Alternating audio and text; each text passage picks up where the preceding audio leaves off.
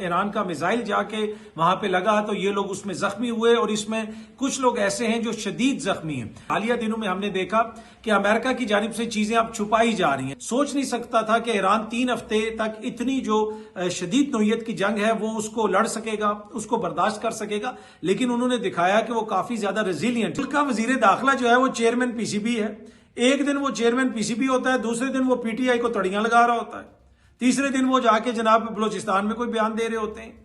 आपने अगर पंजाब की निगरान हुकूमत के हवाले पाकिस्तान का क्रिकेट बोर्ड कर दिया है, वो निगरान हुकूमत जिसने इंतखाबात करवाए, ट्रंप साहब की सदारत का इख्तिताम करीब आना शुरू होगा मजीद, आप देखेंगे कि मौजूदा जो पाकिस्तान का सेटअप है इनके ऊपर भी दबाव पड़ना शुरू हो जाएगा और कोशिश होगी कि इमरान खान साहब से ये हुकूमत कोई ना कोई चीजें तय कर ले। अस्सलाम वालेकुम, उम्मीद है कि आप सब लोग खैरियत से होंगे। इस वीडियो के अंदर आप देख सकते हैं कि ईरानी मिसाइलों से इसराइल के अंदर कितना ज्यादा नुकसान हो रहा है। आलमी मीडिया भी इसको रिपोर्ट कर रहा है। गुज़िश्ता रात भी रॉयटर्स ने रिपोर्ट किया कि एक इसराइली शहर के अंदर एक और जाके ईरानी मिसाइल लगा है जिसकी वजह से काफी ज्यादा नुकसान हुआ है। उसके साथ साथ इस वीडियो के अंदर आप देख सकते हैं ये ईरान की जानिब से जारी की गई है जिसमें अमेरिका के जदीद ड्रोन जिसकी कीमत तकरीबन $30 मिलियन बताई जाती है उसको हिट किया गया है, उसको टारगेट किया गया है। उसके अलावा अमेरिका के जो दीगर टारगेट हैं खित्ते के अंदर उनको भी हिट किया जा रहा है और बताया यह जा रहा है कि इस वक्त जो इतलात आ रही हैं कि 25 से ज्यादा अमरीकी फौजी उसमें निशाना बने हैं। कुछ इतलात हैं कि जी 15 से ज्यादा अमरीकी फौजी निशाना बने हैं। कहीं पे मीडिया के अंदर 25 फौजियों का फिगर भी कोट हो रहा है, लेकिन खबर यह है कि 15 अमरीकी फौजी कंफर्म हैं जिनको आलमी मीडिया भी रिपोर्ट कर रहा है और वो ये कह रहा है कि इनमें बहुत सारे ऐसे फौजी हैं जो काफी ज्यादा जख्मी हैं और ये सऊदी अरब के अंदर मौजूद थे। वहां पे जो अमरीकी अड्डा है उधर ये मौजूद थे जब ईरान का मिसाइल जाके वहां पे लगा तो ये लोग उसमें जख्मी हुए और इसमें कुछ लोग ऐसे हैं जो शदीद जख्मी हैं। अच्छा, अब ईरान जो फिगर इसमें क्लेम कर रहा है वो इससे ज्यादा की फिगर क्लेम कर रहा है। अमेरिका उसके ऊपर कह रहा है कि नहीं जी इतना कोई मसला नहीं है, लेकिन हालिया दिनों में हमने देखा कि अमेरिका की जानिब से चीजें अब छुपाई जा रही हैं। जिस किस्म का दबाव उनके ऊपर पड़ रहा है, क्योंकि ट्रंप के लिए जो सबसे बड़ा मसला है वो बॉडी बैग्स हैं। अगर वापस मैतें आएंगी अमेरिका में तो वो ट्रंप के लिए सियासी तौर पे एक तरह से खुदकुशी है। उसको पता है कि इससे हमें बहुत ज्यादा नुकसान होगा, तो लगता है ऐसे है कि अमरीकी इंतजामिया की ये कोशिश है कि अगर हमारा कोई जानी नुकसान होता भी है तो उसको आराम से दबा लिया जाए, आहिस्ता आहिस्ता इंफॉर्मेशन निकाली जाए और ज्यादा मीडिया के अंदर उसको ना उस तरीके से जेर बहस लाया जाए। लेकिन जिस मैंने अर्ज किया कि खित्ते के अंदर ईरान की जानिब से कार्रवाइयां जारी हैं। अब हूती उनके साथ मिलकर इसराइल के ऊपर हमले कर रहे हैं। गुज़िश्ता रोज हूतियों ने बाकायदा तौर पे ऑफिशियली इस जंग को ज्वाइन किया और उन्होंने ये कहा कि हम इसराइल के अंदर चीजों को टारगेट करेंगे, यानी उन जगहों को टारगेट करेंगे जहां से मिसाइल वगैरह आ रहे हैं, जहां से ईरान को टारगेट करने की कोशिश की जा रही है, जहां से लेबनान को टारगेट करने की कोशिश की जा रही है। लेबनान के अंदर इसराइल की कार्रवाइयां जारी हैं। वहां पे एक और जर्नलिस्ट को उन्होंने शहीद कर दिया है। लेबनान की एक जर्नलिस्ट थी, उससे पहले बहुत सारे जर्नलिस्ट को ये लोग निशाना बना चुके हैं। जो इसराइली त्यारे हैं इस वीडियो के अंदर आप देख सकते हैं उनके रिफ्यूल किया जा रहा है और ये अकाउंट जो सोशल मीडिया पे अकाउंट है मशरिक वस्ता के हवाले से बहुत सारी खबरें ये शेयर करते हैं। इस अकाउंट के मुताबिक ये जो इसराइली त्यारे हैं ये इस वक्त शाम की फिजा के अंदर रिफ्यूलिंग कर रहे हैं, यानी जो शाम की फिजा है वो इसराइल के हवाले की गई है। उधर जो मुजाहिदीन की हुकूमत है कि भाई करो हमले लेबनान के ऊपर, करो हमले ईरान के ऊपर, करो हमले यमन के ऊपर, जिस जगह पे मर्जी हमले करो, ये समझो ये तुम्हारी ही फिजा है। इससे आप अंदाजा लगा सकते हैं कि बशार अल असद की हुकूमत का वहां पे खात्मा क्यों जरूरी था।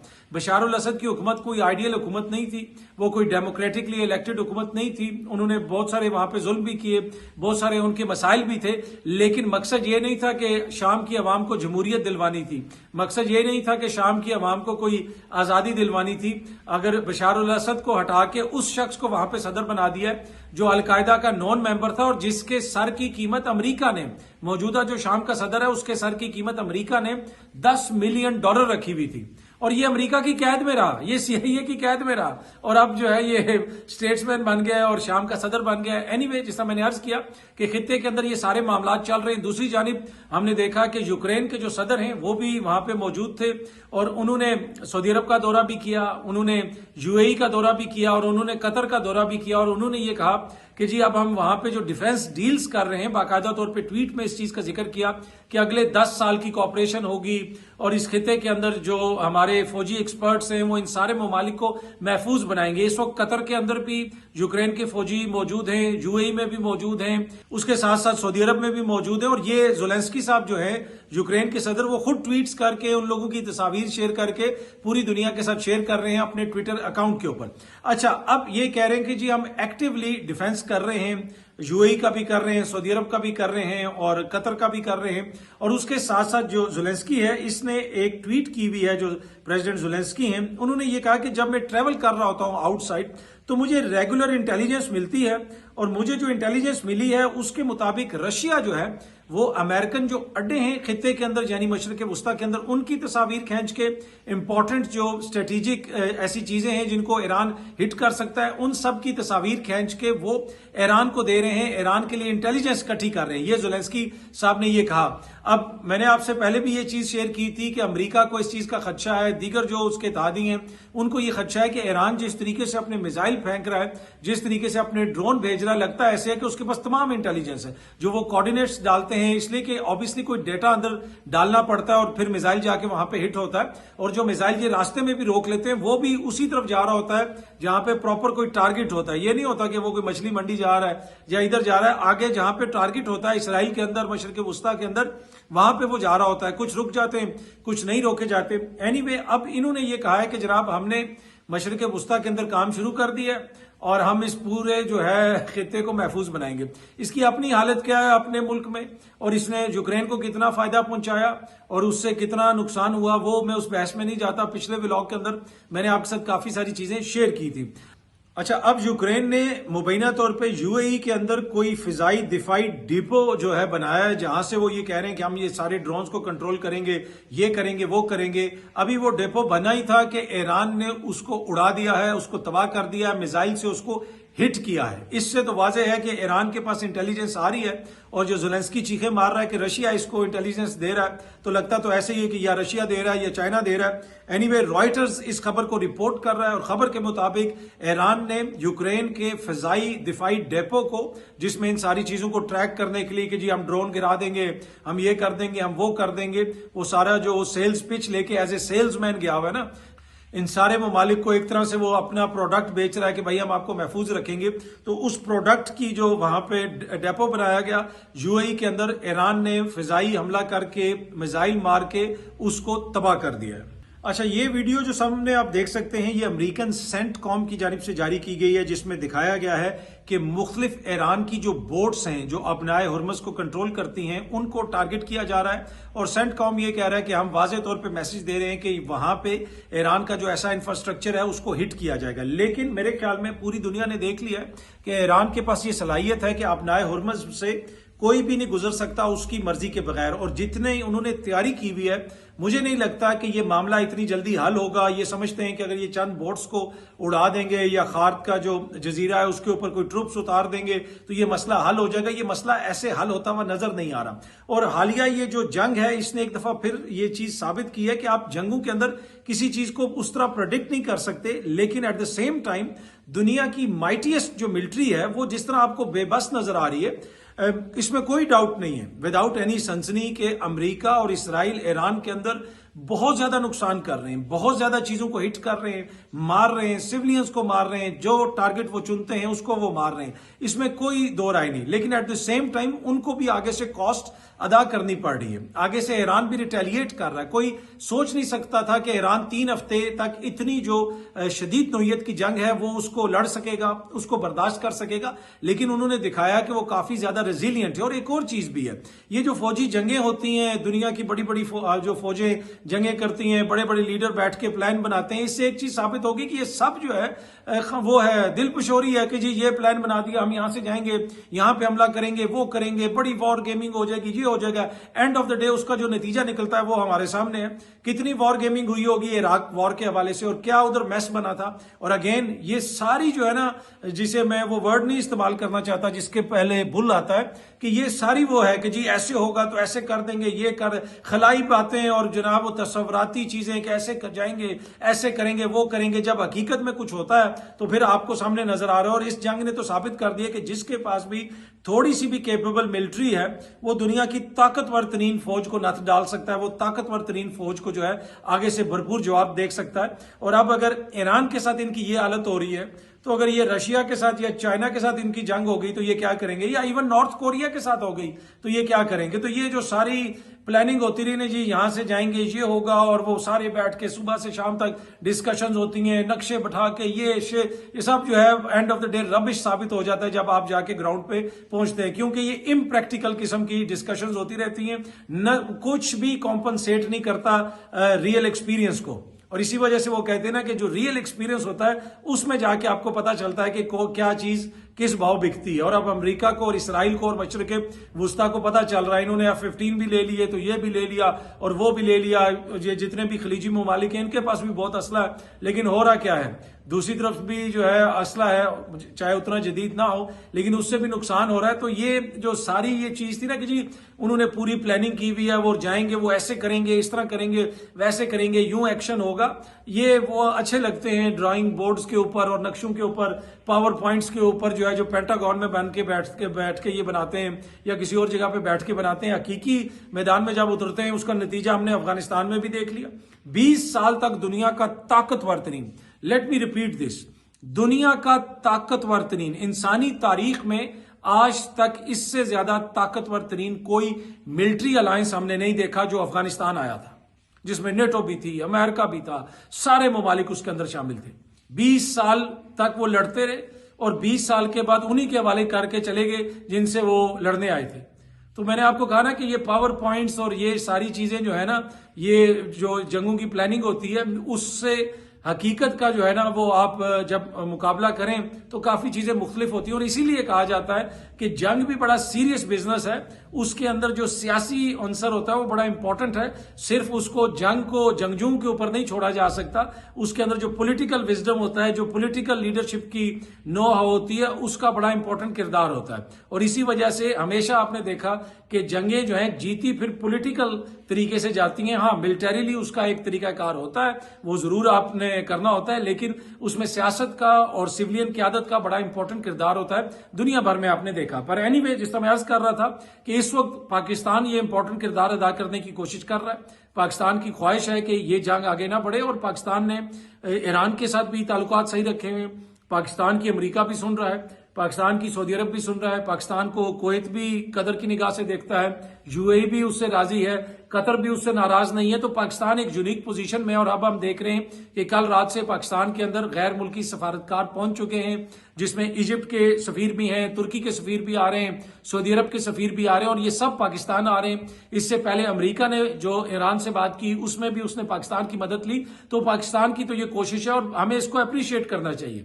ये अगर जंग होगी, जंग आगे बढ़ेगी, जो इन्होंने प्लान बनाए हुए हैं अमेरिका ने और इसराइल ने पावर पॉइंट्स के ऊपर कि हम ये कर देंगे, वो कर देंगे, अगर उस तरह मामला आगे बढ़ेगा तो मुसलमानों का नुकसान होगा, पूरी दुनिया का नुकसान होगा, इंसानों का नुकसान होगा। मेरी नजर में ये कोई सिर्फ मुसलमानों की या मजहब की कोई जंग नहीं है, खुदा न खास्ता।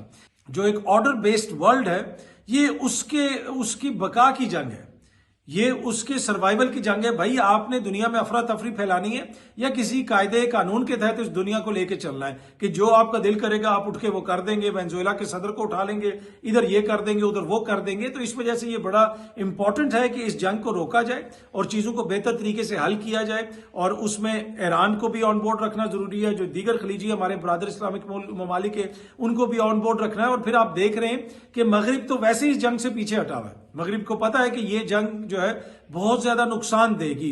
अब मगरिब के पास भी ताकत है, लेकिन एट द सेम टाइम फर्क क्या है, जो मैं आपसे पहले बात कर रहा था ना, जंगें पॉलिटिकल विजडम से जीती जाती हैं। इस वक्त फर्क क्या है कि यहां पे जिस किस्म की एक शख्सियत बैठी हुई है अमेरिका में, वो जो कुछ करवा रही है पूरी दुनिया देख रही है, लेकिन जो पॉलिटिकल सियासी क़यादत है यूरोप के अंदर, वो ये कहती है कि जनाब इस जंग से बड़ा नुकसान होगा। उसने पॉलिटिकली पहले ही भांप लिया था कि जनाब इस जंग का क्या नतीजा निकलेगा।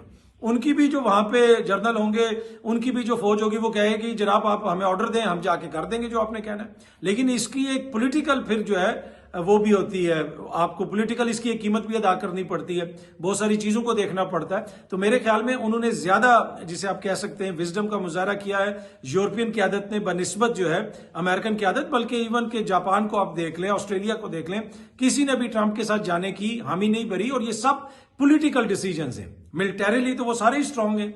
मिलिटरीली तो वो कहेंगे जनाब हम 4 मिसाइल मारेंगे, ये करेंगे, वो करेंगे, ईरान को उड़ा के रख देंगे।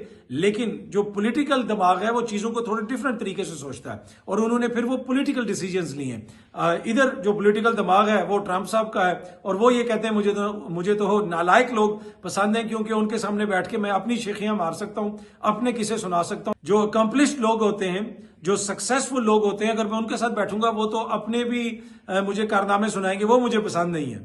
मुझे नालायक लोग पसंद हैं, मुझे लूजर्स पसंद है, मैं उनके साथ बैठना पसंद करता हूं।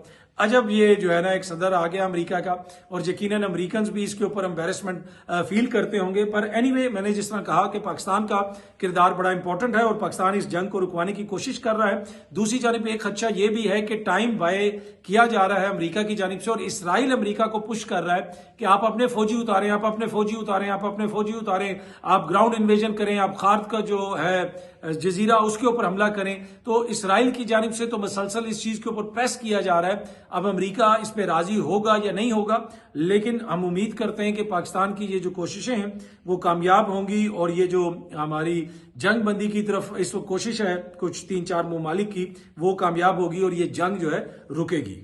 ये सामने आप देख सकते हैं इस वीडियो के अंदर, ये कोई साउथ पंजाब की वीडियो, और इसके अंदर जो मैंने सुनी मुझे लगा कि सराइकी जुबान में बात की जा रही है। ये कोई शख्स है वहां पे, उसने अब ये पेट्रोल की दुकान के अंदर जो वो पेट्रोल बेचता है, ये छोटी छोटी बोतलें उसने रख ली हैं, बल्कि प्लास्टिक की बोतल्स हैं छोटी छोटी, और उसके अंदर कोई 50 रुपए की है, कोई 10 रुपए की है, कोई 20 रुपए की है। वो ये कहता है कि पेट्रोल इतना महंगा हो गया है तो हम किसी का दिल नहीं तोड़ना चाहते, हमने ये 10 रुपए वाली भी रख ली है छोटी प्लास्टिक की बोतल, तो 10 रुपए का पेट्रोल भी हम बेचते हैं। तो इससे आप अंदाजा लगाएं कि पेट्रोल अभी कितना महंगा है, और अगर ये तनाजा चलता रहा तो मजीद महंगा हो जाएगा। फिलहाल तो हुकूमत कहती है कि जी हम इस पे सब्सिडी दे रहे हैं, लेकिन जब इमरान खान ने सब्सिडी दी थी तो इन्होंने कहा था कि ये मुल्क दुश्मन है, IMF ने ये कर दिया, IMF ने वो कर दिया। अब पता नहीं IMF इनको कुछ कह रहा है या नहीं कह रहा। अच्छा, वो नसीम शाह वाला जो मामला है कि नसीम शाह ने एक मुबैना तौर पे ट्वीट की मरियम नवाज साहिबा के खिलाफ, और फिर वो डिलीट हो गई, और वो सारा मामला चल रहा है, और बहुत सारे लोग इसके ऊपर मैं देख रहा था, दानिश्वर भी बातें कर रहे थे, दीगर सहाफी दोस्त भी इसके ऊपर अपने तजिए तबसरे कर रहे थे कि जी खिलाड़ियों को सियासत के अंदर हिस्सा नहीं लेना चाहिए, खिलाड़ी जो है बस वो गेम खेलें और उनको किसी किस्म की बात नहीं करनी चाहिए। पहली बात तो ये है कि आप लोग सब मानने के लिए तैयार क्यों नहीं है कि मरियम नवाज के ऊपर तनकीद नहीं हुई है, इसको क्यों कहा जा रहा है बार बार नहीं हुई है, वो कह रहा है भाई मैंने नहीं की। दूसरी बात यह है कि सियासत खेल के मैदान में या खेल के अंदर नहीं आनी चाहिए, बिल्कुल दुरुस्त बात है। लेकिन आप देखें ना, आप यहां पे खेल को चला रहे कैसे। मुल्क का वजीर दाखिला जो है वो चेयरमैन PCB है, एक दिन वो चेयरमैन PCB होता है, दूसरे दिन वो PTI को तड़ियां लगा रहा होता है, तीसरे दिन वो जाके जनाब बलोचिस्तान में कोई बयान दे रहे होते हैं। आपने अगर पंजाब की निगरान हुकूमत के हवाले पाकिस्तान का क्रिकेट बोर्ड कर दिया है, वो निगरान हुकूमत जिसने इंतखाबात करवाए और जिन इंतखाबात के हवाले से एक सियासी जमात बड़े संगीन नोयत के इल्जामात लगाती है, मामला जो है वो ट्रिब्यूनल्स में पेंडिंग है, फॉर्म 45-47 की बहस है पंजाब के अंदर, वो बहस तो सबसे ज्यादा है, और उसी पंजाब के अंदर जो निगरान वजीर आला था वो इस वक्त आपका चेयरमैन PCB है, उसकी काबीना के लोग जो है वो करता धरता बने हुए हैं क्रिकेट के। तो फिर आप कहते हैं कि क्रिकेट के अंदर सियासत को इन्वॉल्व ना करो। भाई आपने या तो मुदस्सर नजर को बनाया होता PCB का चेयरमैन, या फिर आपने किसी ऐसी शख्सियत को बनाया होता, तौसीफ अहमद साहब को बनाया होता, आपने शोएब अख्तर साहब को बनाया होता, आपने किसी और खिलाड़ी को बनाया होता, या किसी और प्रोफेशनल बंदे को बनाया होता, तो फिर लोग कहते हैं कि हाँ जी क्रिकेट के अंदर जो है ये सियासत नहीं आनी चाहिए। जब आपने कट्टर सियासी लोगों के हवाले क्रिकेट कर दी है, जो एट द सेम टाइम सियासत भी कर रहे हैं और एट द सेम टाइम हुक्मरानी भी कर रहे हैं और एट द सेम टाइम वो क्रिकेट को भी चला रहे हैं, तो फिर खेल के अंदर सियासत तो आएगी। फिर आप ये तो नहीं कह सकते कि सियासत नहीं आएगी।